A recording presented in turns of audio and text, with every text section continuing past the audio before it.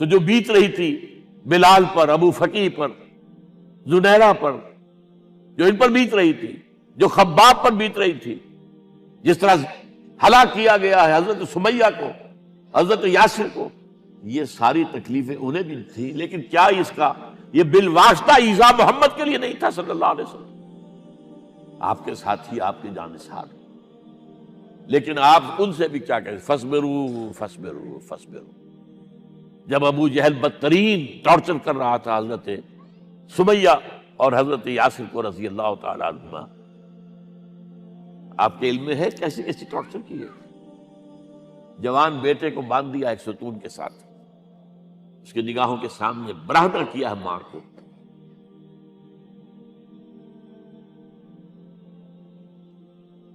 ہاتھ میں ایک مورتی ہے، جب تنگ آ گیا، ستا کر تنگ کر کے مار مار کے حضرت سمیہ ٹس سے مس نہیں ہو رہی، کہتا ہے تم ایک دفعہ کہہ دو سمیہ کہ ہاں اس مورتی میں بھی کچھ ہے، میں تمہیں چھوڑ دوں۔ انہوں نے تھوک دیا، برچھا مارا ہے شرمگاہ کے اندر،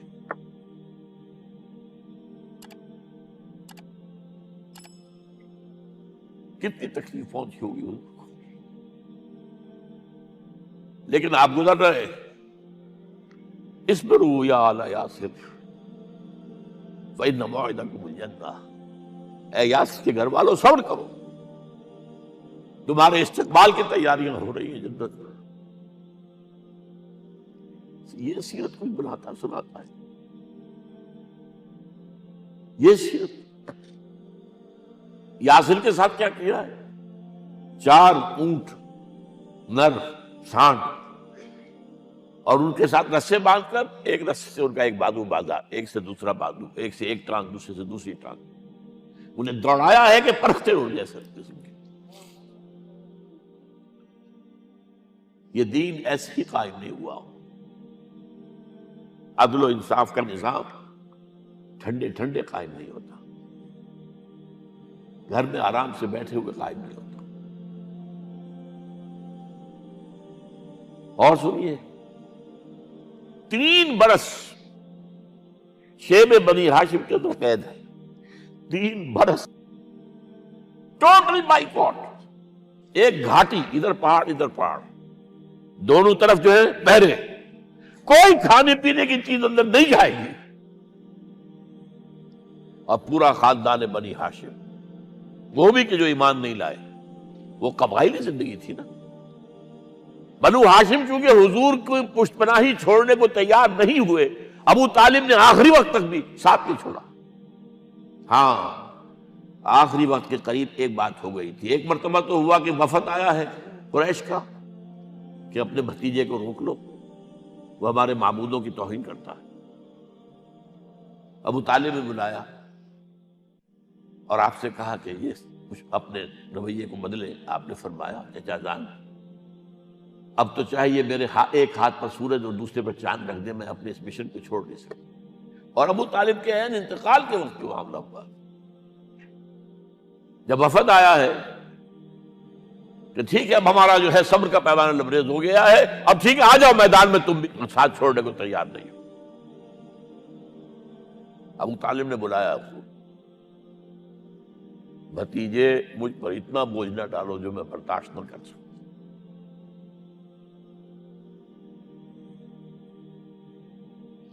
حضور کی آنکھوں میں آنسو آ گئے۔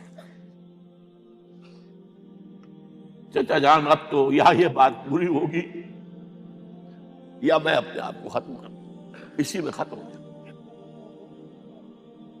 12 شیب بنی ہاشم میں 3 برس اس حال میں گزرے ہیں، ٹوٹل بائیکاٹ، کوئی کھانے پینے کی۔ کچھ لوگ تھے شریف النفس، مثلا حکیم بن حزام تھے رضی اللہ تعالی، اور بعد میں ایمان لے آئے۔ حضرت خدیجہ کے وہ رشتہ دار تھے، وہ پہاڑ پر چڑھ کر ایک طرف سے رات کی تاریکی میں، دونوں دروازے تو بند ہیں، پہاڑ پر چڑھ کر چوٹی سے نیچے اتر کر کوئی چیزیں کھانے پینے کی دے آئے بس صلی اللہ علیہ وسلم۔ کوئی اور ایک آدھ ہوگا ایسا۔ یہاں تک نوبت آئی ہے کہ بنی ہاشم کے یہ پھول جیسے بچے معصوم، بھوک سے بلبلا رہے ہیں، اور اس کے سوا کچھ نہیں ہے کہ سوکھے چمڑے ابال کر اس کا پانی ان کے حلق میں ٹپکا دیا جائے۔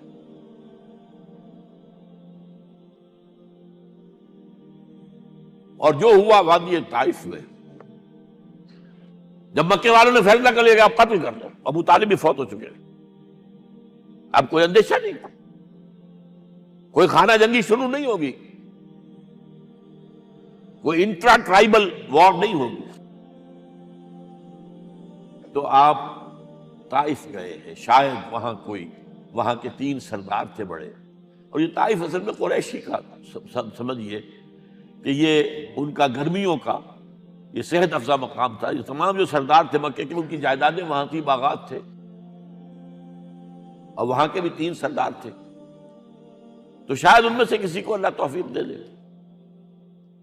وہاں گئے ہیں اور صرف ایک ساتھ ہیں، حضرت زید بن حارثہ، حضرت ابو بکر بھی ساتھ نہیں، سائے کی طرح ساتھ رہنے والا بھی ساتھ نہیں تھا۔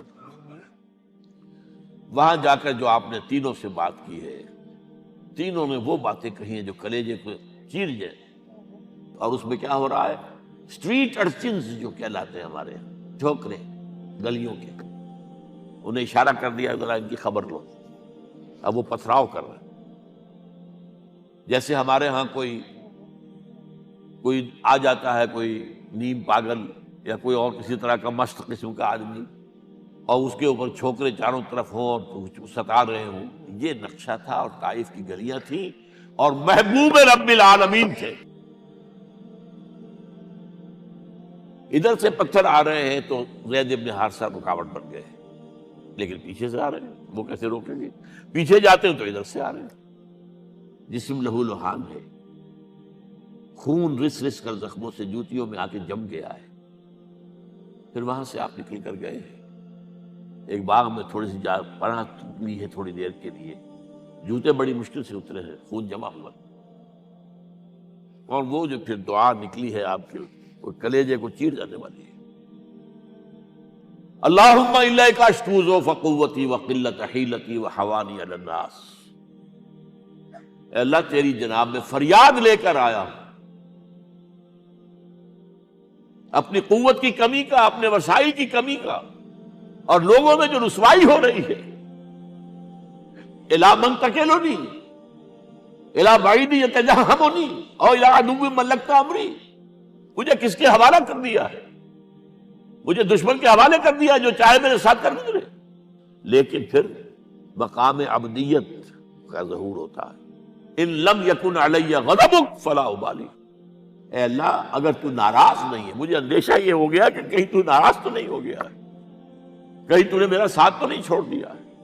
اگر تو ناراض نہیں ہے تو مجھے کوئی پرواہ نہیں، جو ہو سو سر تسلیم خم ہے جو مزاج یار میں آئے۔ واپس آئے ہیں تو مکے میں داخل نہیں ہو سکتے تھے، وہاں تو قتل کا فیصلہ ہو چکا تھا۔ بہرحال یہ چند باتیں میں نے آپ کو بتائی، باقی تو یہ کہ غار ثور ہے کیسی کیسی، اور پھر غزوہ بدر سے پہلے کی رات ہے، اور وہ آپ کا زندگی کا طویل ترین سجدہ ہے۔ اس میں جہاں تک یہ الفاظ بھی آپ نے کہہ دیا، اللہ اگر کل یہ جو 313 یہاں جمع ہیں اگر یہ ختم ہو گئے تو پھر قیامت تک تیرا نام لینے والا کوئی نہیں ہوگا، میں آخری رسول اور میری یہ 15 برس کی کمائی ہے۔ اس وقت کہا حضرت ابو بکر نے، وہ پہردار کی حیثیت سے کھڑے تھے، کہ حسبک حسبک حضور بس کیجئے بس کیجئے۔ بہرحال بدر ہے، احد ہے، زخمی ہوئے ہیں، دندان مبارک شہید ہوئے ہیں، خون اتنا بہا ہے کہ بے ہوش ہو گئے ہیں، اور خبر اڑ گئی ہے کہ آپ شہید ہو گئے۔ یہ سب کچھ، اور سب سے بڑھ کر حمزہ کی لاش سامنے آئی۔ کیسی لاش؟ ناک کٹی ہوئی ہے، کان کٹے ہوئے، پیٹ چاک کر کے کلیجہ چبایا ہوا ہے۔ کس طرح برداشت کیا ہوگا آپ نے؟ اپنے اوپر طاری کر کے دیکھیں، یہ حمزہ کون ہے؟ چچا ہے، دودھ شریک بھائی ہے، خالہ کا بھائی ہے، ساتھ کا کھیلا ہوا ہمجولی ہے، اور اس کی لاش ہے۔ جو قلب اطہر پر بیت رہی تھی وہ مدینے میں آ کر ایک بڑا ماحول بدلا ہوا تھا، تب وہ بات سامنے آ گئی تو مختلف گھروں سے عورتوں کے بین کرنے کی آوازیں آ رہی تھی، اس لیے کہ اس وقت تک بین کرنا حرام نہیں قرار دیا گیا تھا، ممنوع نہیں تھا۔ آوازیں سن کر حضور کی زبان مبارک سے نکل گیا اما حمزہ تو فلا بواکی لہو، ہائے حمزہ کے لیے تو کوئی رونے والی بھی نہیں ہے۔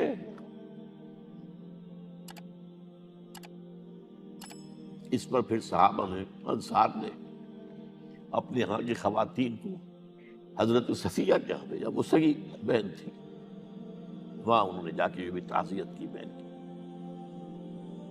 غزوہ احزاب کا آپ نے سن ہی لیا، اسوہ رسول پر نہ معلوم کیا کیا باتیں لوگوں میں مشہور ہو گئی۔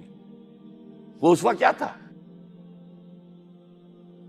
جب خندق کھودنے کا فیصلہ ہوا ہے اور خندق کھود رہی ہے، حضور بھی لگے ہوئے ہیں، بھاری بھاری پتھر اٹھا کر کندھے پر لا کر باہر پھینک رہے ہیں، پتھریلی زمین تھی، ایک پتھر کسی سے ٹوٹا نہیں تھا، تو حضور نے جو ہے 3 دفعہ جو اس کے اوپر ضرب لگائی تب ٹوٹا ہے۔ لیکن یہ کہ کئی دن کے فاقے ہو چکے تھے، کھانے کو کچھ نہیں، پورا محاصرہ تھا، 12,000 کا لشکر گھیرے ہوئے، یہاں تک کہ آپ کو معلوم ہے کہ گھروں کے اندر بیت الخلا تو نہیں ہوتے، باہر جاتے تھے قضاء، اس کا کوئی امکان نہیں۔ شدید ترین آزمائش جو ہوئی ہے اس کا نتیجہ ایک طرف یہ نکلا کہ منافقین کا نفاق ان کی زبانوں پر آ گیا۔ قرآن مجید میں ہے یہ انہی آیات میں، ما وعدنا اللہ ورسولہ الا غرورا، ہمیں تو اللہ اور اس کے رسول نے دھوکہ دے کے مروا دیا۔ ہم سے کہا تھا کہ قیصر و کسریٰ کے خزانے تمہارے قدموں میں آئیں گے، اور حال یہ ہے کہ اب رفع حاجت کے لیے باہر نہیں جا سکتے، کھانے کو کچھ نہیں۔ اس وقت کچھ صحابہ آئے ہیں حضور صلی اللہ علیہ وسلم سے، دیکھیے فاقے سے کمر دوہری ہوئی جا رہی ہے، ہم نے اپنے پیٹوں پر پتھر باندھے، چادروں کے ساتھ پتھروں کسا ہوا تاکہ کمر سیدھی رہے۔ حضور نے اپنا کرتا مبارک اٹھا کر دکھایا، 2 پتھر بنے۔ یہ ہے اسوہ، یہ ہے آپ کی سنت، آپ کا اسوہ حسنہ۔ لیکن اس اسوہ حسنہ سے فائدہ کون اٹھا سکتا ہے؟ لقد کان لکم فی رسول اللہ اسوۃ حسنۃ لمن کان یرجو اللہ والیوم الآخر وذکر اللہ کثیرا۔ اسوہ تو اپنی جگہ ہے، قرآن میں ہدایت سب کے لیے، ھدی للناس، لیکن فائدہ اٹھائیں گے صرف متقین، ھدی للمتقین، ہے سب کے لیے، اسوہ سب کے لیے ہے، لیکن استفادہ وہی کر سکے گا جو 3 شرطیں پوری کرے: اللہ اور یوم آخر پر ایمان، اور اللہ کا ذکر کثرت کے ساتھ۔